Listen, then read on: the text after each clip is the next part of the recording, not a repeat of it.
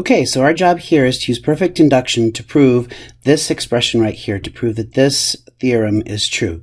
It isn't going to be super hard, but it will involve writing a pretty large truth table. So I'm going to zoom out just a little bit here because I need to have a truth table that has 9 rows, or 8 rows plus the header.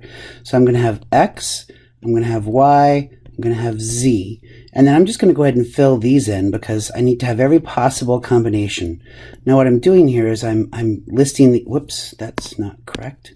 What I'm doing here is I'm listing these in the correct order of the binary number sequence, which you may not have off the top of your head. That's no problem. The more that you use these numbers, the more accustomed you'll be to this sequence. And as we do more examples in binary arithmetic and digital logic, you'll become accustomed to this sequence. Now I need to construct the left and right hand side of these equations. Let me go ahead and build the right hand side first. So I've already got a column that represents X. Let me have a column that represents Y and Z. So Y and Z, for each row now, I just need to look at what is 0 and 0. Well, 0 and 0 is 0. 0 and 1, well, that's 0. The only way that this column will be a 1 is if both Y and Z are 1. So this is a 0. Oh, there's a 1 because both Y and Z are 1. 0, 0, 0, 1. So I've constructed the Y and Z column. Now let's go ahead and construct an X or Y and Z column. So in order to construct this column, I need to bring in the X column as well as the one that we just constructed, the X or Y and Z. So I'm looking now at the left-hand column and the fourth column, and I'm ORing those two columns together. So if either is a 1, then this new column is going to be a 1. But in the first row, 0 or 0, well, 0 or 0, that's a 0. 0 or 0, that's a 0. 0 or 0, that's a 0. 0 or 1, that's a 1. 1 or 0, that's a 1. 1 or 0, that's a 1. 1 or 0, that's a 1. 1 or 1, that's a 1.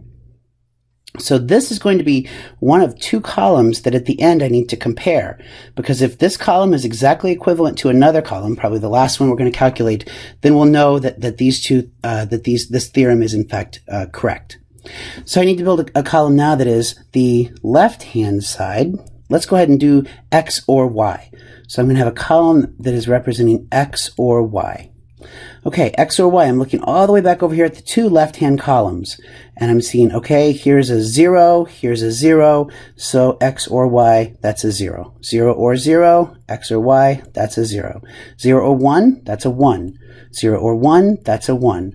1 or 0, that's a 1. 1 or 0, that's a 1. 1 or 1 is a 1. 1 or 1 is a 1. So to construct this most recent column, I looked at these two columns right here, and I ORed them together. Now it's time to construct X or Z. So I have X or Z. So now I'm no longer looking at the first two columns.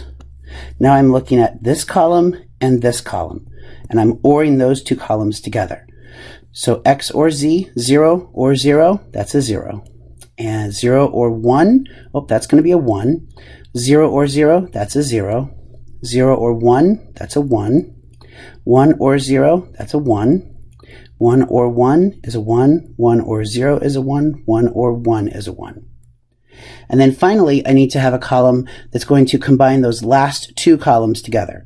So I'm going to have a column that is X or Y and X or Z. And this usually there's a dot in the middle there, but we can also omit that dot. That's no problem, as we talked about in the lesson. So now what I need to do is I need to AND these two recent columns that I just constructed. I need to AND those together to find out what the result is going to be. So I'm going to have 0 and 0. Well, clearly that's a 0. 0 and 1, that's going to be a 0. 1 and 0, that's a 0. Oh, and the rest of these are going to be 1 and 1. So the rest of these are all going to be 1s.